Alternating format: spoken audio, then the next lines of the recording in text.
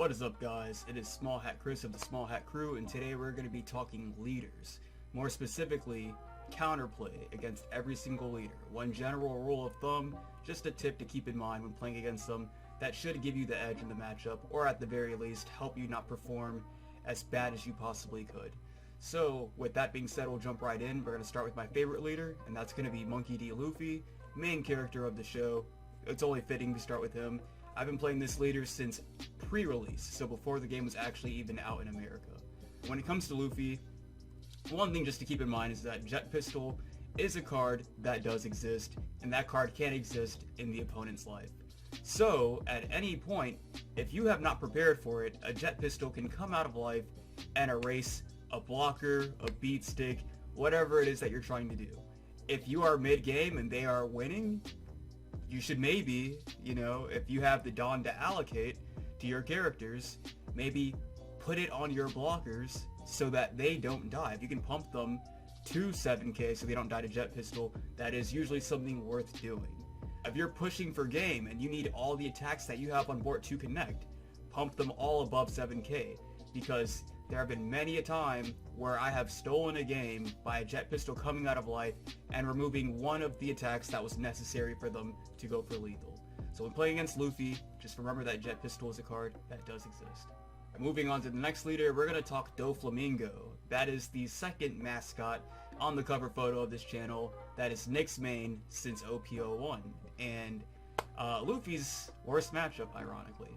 But anyway, when playing against Doflamingo, there are a few things that you will want to keep in mind.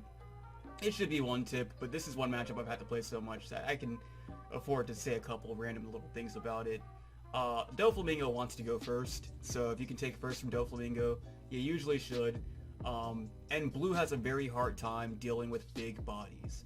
So, usually, if you can mulligan for a big body, and when I say a big body, that usually means an 8-drop or higher, because Blue has Doflamingo, which they don't really run too much anymore, and Mihawk, which they all still run.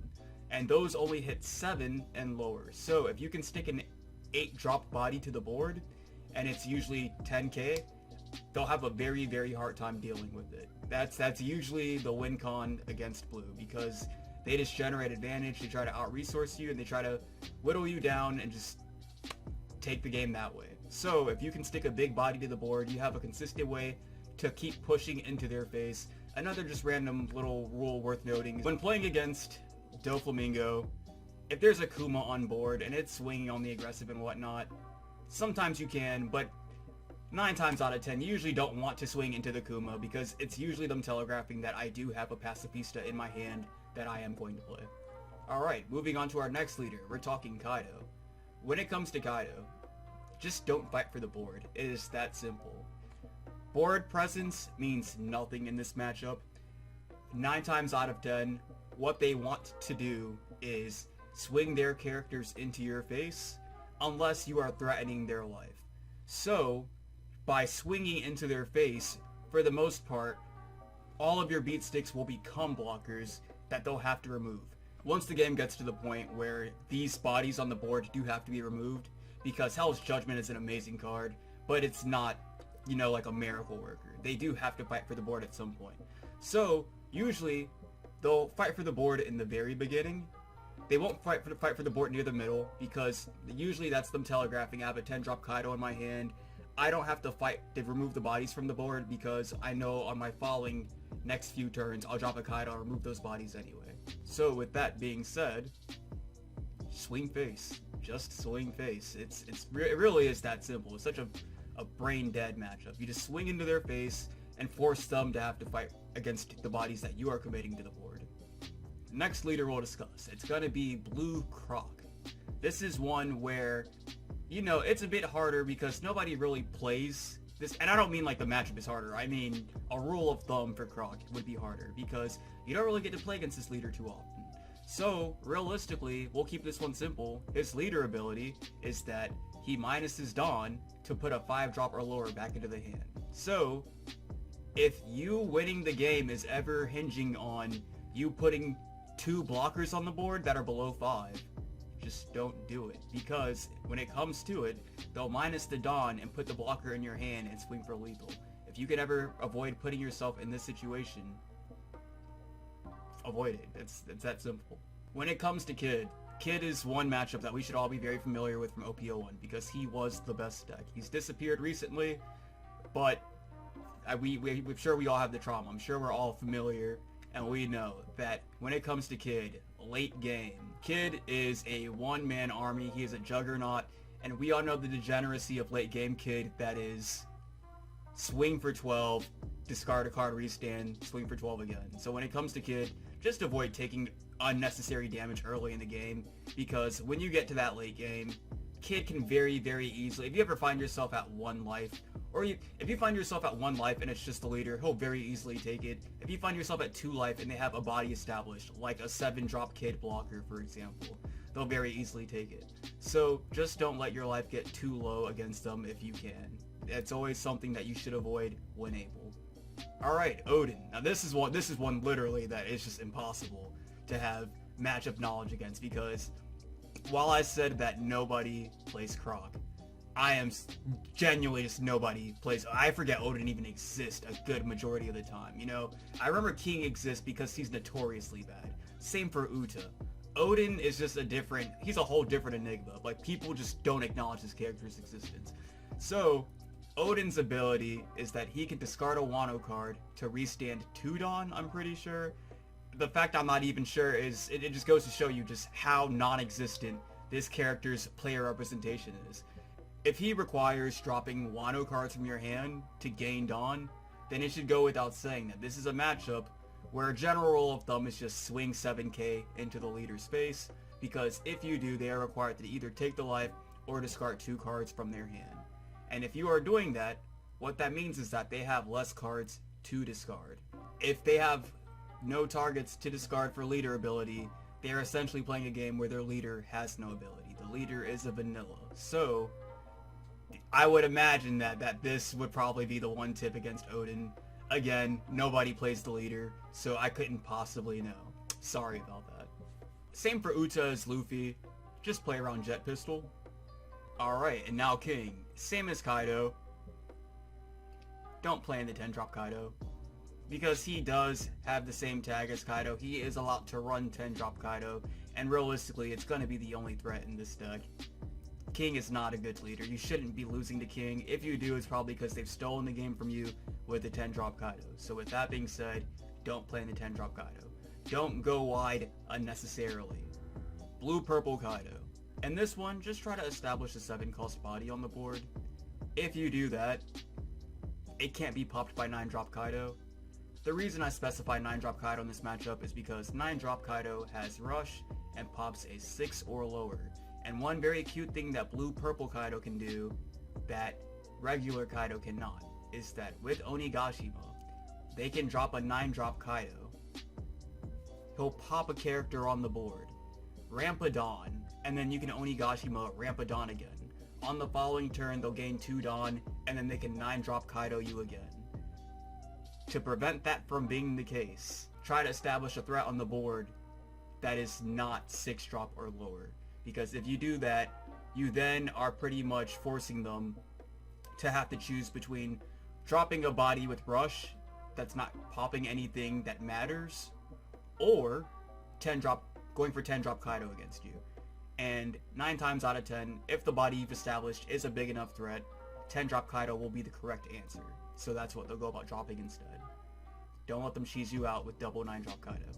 Shanks, you're going to want to play this a bit like the Kaido matchup, where you go for their face repeatedly and kind of ignore the board, because they will be required to fight for your board. Because when it comes to Shanks, he wants to minus his Dawn to pump all his characters on the board by 2,000 to try to make one big push to close the game out.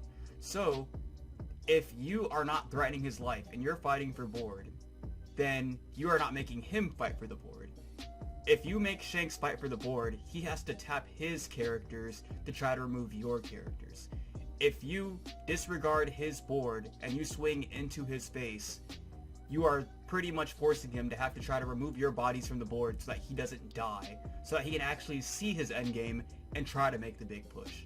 So, again, just kind of ignore board, swing into face, make him tap his characters, because once his characters are tapped at that point, then you can pick apart his board. So, I guess it's don't initially fight for board, make him fight for board, and then punish him for doing so by removing the wall he's building of characters so that he can't make one big push to close out the game and cheese you out of a win. Sakazuki. Sakazuki's just a bad leader with a bad ability. So the tip against him won't come down to anything specific that he does, it's just going to come down to black as a color, and that is playing around Borsalino. To play around Borsalino, if you can swing 8k whenever you can pretty much, so that they can't simply Borsalino, drop a 2k, keep the blocker. You're pretty much forcing them to have to use their Borsalino, and either the Borsalino dies, or Borsalino and 2 cards come out of their hand. So 8 is the magic number when playing against black. Whitebeard. When it comes to Whitebeard, for the most part, you don't go for the face all too much because he's doing it himself at the end of every single turn. You let him pick up his own life, and that's essentially it for the most part. So what that means is rather than fighting for the going into his face, you fight for board when necessary. Otherwise, you play characters and you don't swing with them. You just try to establish bodies on the board and build your own wall, so that when he is at 0 life, you can try to make multiple, you can either attempt multiple pushes into his face per game, or you can attempt one big push into his face. So that's essentially it when it comes to Whitebeard. It's a bit harder. That's a lot easier to do against Strawbeard because Strawbeard doesn't play any blockers. Whereas against Boatbeard, you now have to deal with Marco. So when it comes to Boatbeard, it's pretty much the same game plan. Difference here, however, being that you do have to actually deal with blockers before trying to make that big push.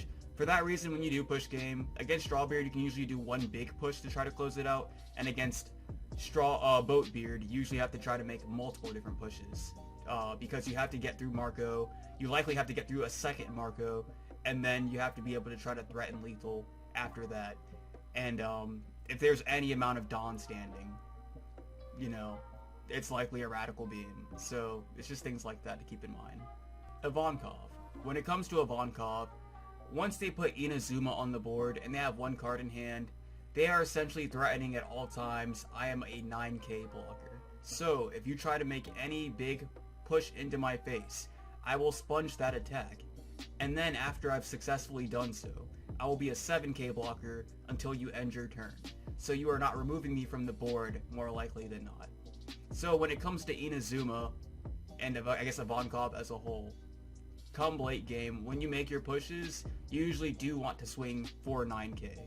Because 9k is the exact number that kills Inazuma. Remember, with one card in hand, they can hit 9k with a 2k counter. So you don't need to go above that whatsoever. That is the highest that they can counter out of with the Inazuma.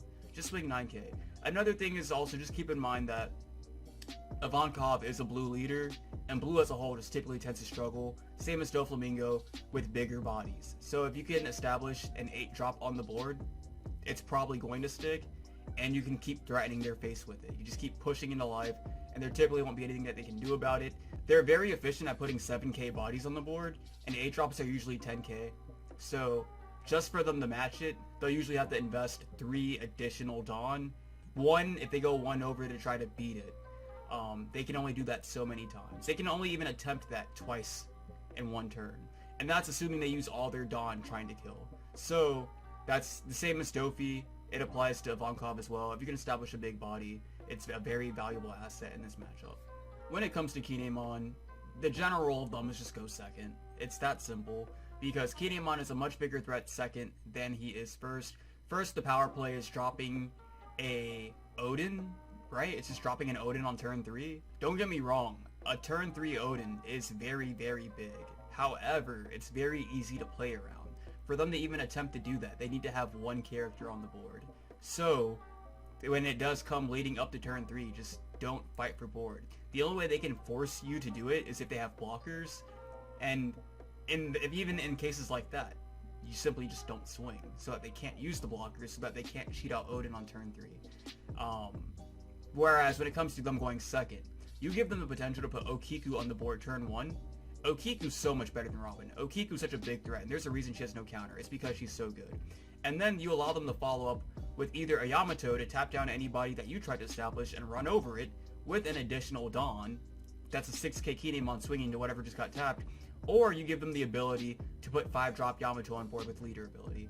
And she is a double attack banish until she dies. She's a threat that will sit there and threaten you until she is gone.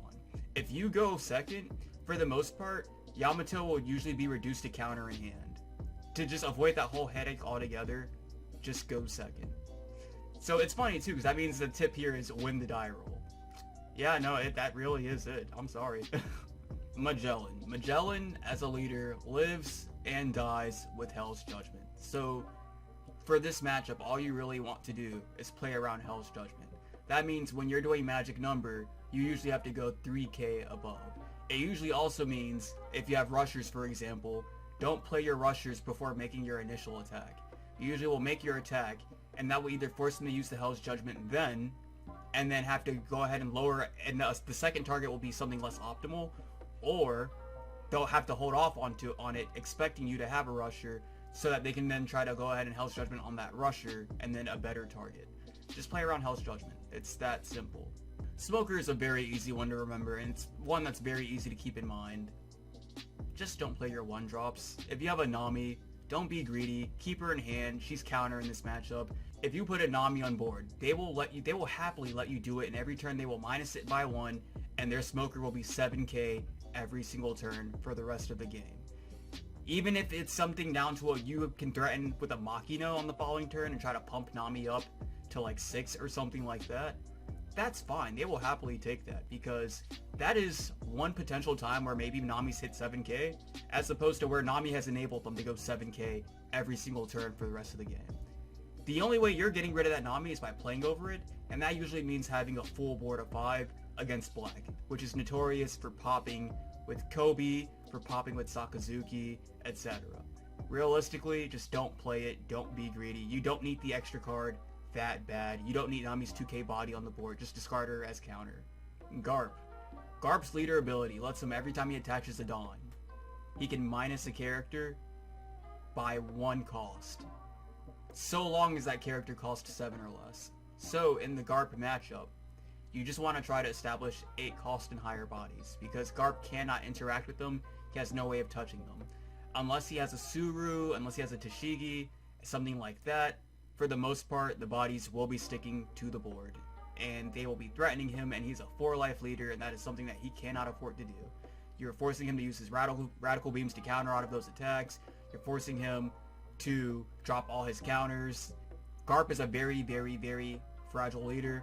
I know that he has Borsalino, I know that he has Radical Beam, I know that he has Whitebeard, but for the most part, regardless, games do come down very close, and there are just a lot of Garp games where it can come down to, if the game lasts an additional turn, Garp probably will lose the game. If you want to establish an 8-cost body, you should fight bodies like Kuzan that can lower your cost. You just want to avoid giving them ways to lower your 8 cost below 7, because at that point, then Garp's leader ability becomes live once again, and he will lower it and then he'll pop it with a Kobe. If your deck has a 10 cost, you should mulligan for it in this matchup, because that will require Garp to need so much setup to remove it. If you can remove 4-cost Kuzan, you're probably never going to lose your 10-drop in the game, because essentially what that says is, once my 10-drop is on the board, you need to have a Tashigi, you need to have a Suru, and you need to have at minimum 2 cards to lower my cost down into Garp's range to be able to interact with it. Sanji's another one that it's very easy to play against. Sanji, his whole gimmick is that if you play a vanilla character, and a vanilla character is a character with no effect, if you play a vanilla, you will gain 2 of your Dawn back. You'll restand 2 Dawn. However, there's a condition on this. This only works when you have 3 or less characters. What this means is, don't be bad. If you see that there are 3 characters on the board, sometimes it's just not worth fighting for the board. Let them keep the 3rd character, because that means that every turn that you do that, they are playing on a vanilla leader. Their leader has no ability whatsoever. You will happily take that. There are times where maybe you won't mind and you'll fight for the board.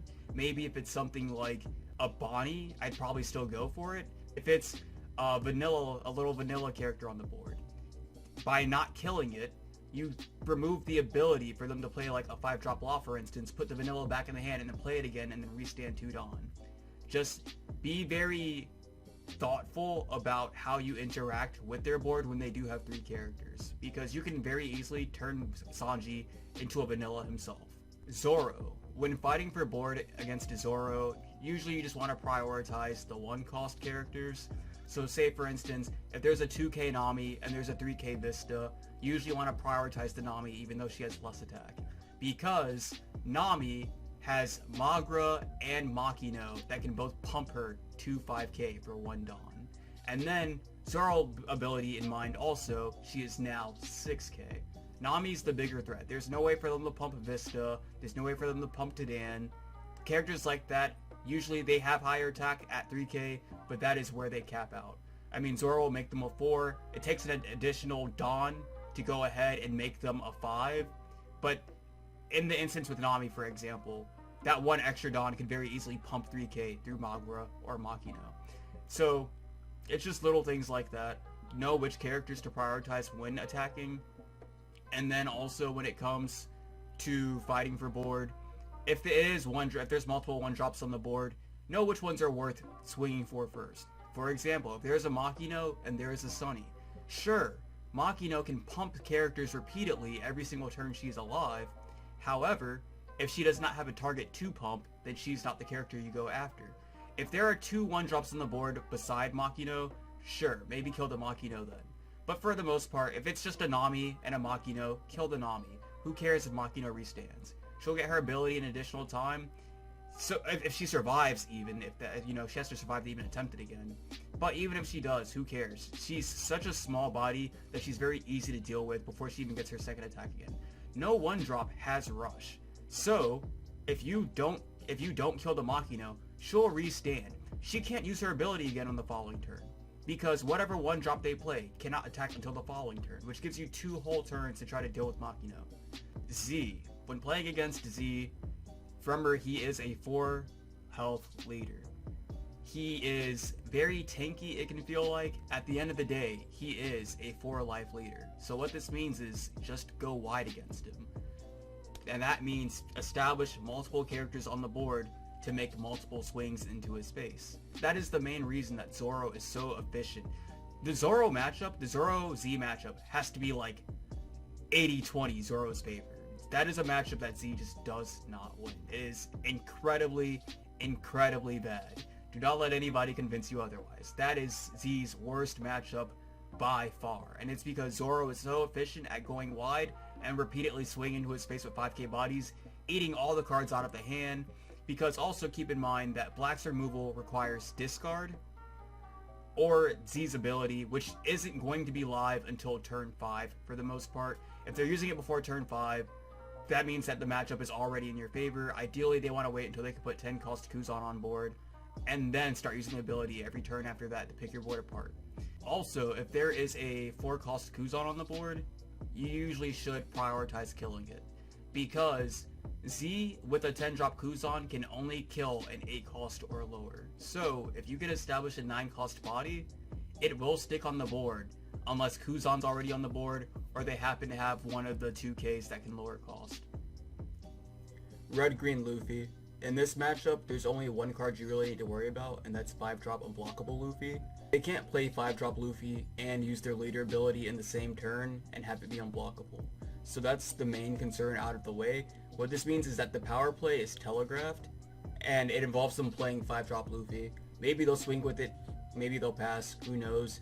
Regardless, in this matchup, you'll want to keep answers in your hand to 5-drop Luffy, so that once he does hit the board, you can answer him before they can abuse their leader ability on the following turn to make him unblockable, hit your face with it, restand it with the leader ability, and then hit you again.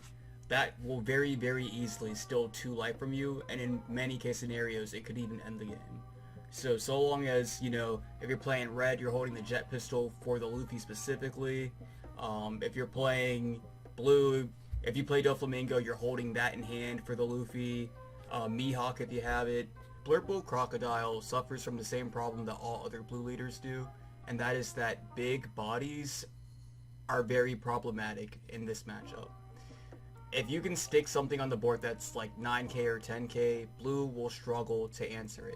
It's even worse for Crocodile. The only bodies that hit the board are the bodies that you play, and they're usually not very efficient because you also have to keep in mind you have to keep Dawn active for your leader ability. It costs you 1 Dawn to make the leader ability even live, and then on the following turn it costs you Dawn to activate the events to get the draw off the leader ability.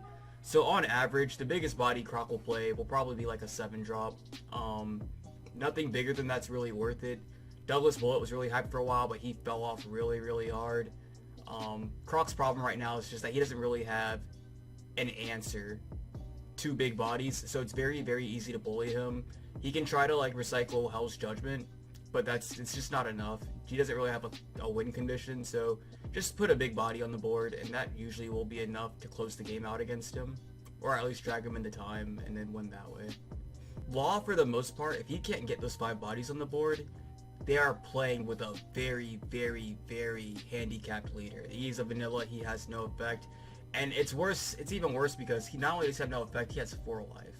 So it's just things like, if there's a body on the board, obviously you would go for it regardless, but it doesn't really matter what it is they stick to the board. If you have any spot removal, any effects that can remove bodies that are on the board, or if you ever do see a body on the board that you can take, you usually just go for it. Unless they already have like 4 bodies on the board, you know, at that point, then it's like next turn they'll very likely be able to get back to 5. The first maybe 3 turns, you can just go ahead and pick apart their board. And as long as you can keep them from being able to hit 5, the deck really just struggles to get going, and you can just kind of abuse them from that point forward.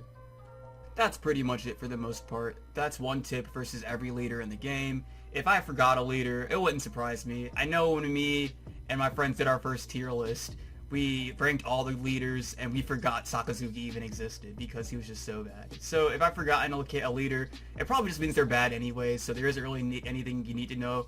If you have any suggestions, if there's topics you want me to cover, if there's just anything realistically worth talking about, let me know, and I will very likely make a video on it. I am very big on feedback. Nick isn't here right now. Nick is away on a family cruise, unfortunately, so my man is out there suffering. He is struggling immensely. He'll be back soon, though, and be on the lookout. I mentioned the tier list earlier, and that is because me and my friends, we're going to revisit that tier list, and we're going to correct it so that it's relevant to current day. Anyway, with that being said, until next time, see you guys.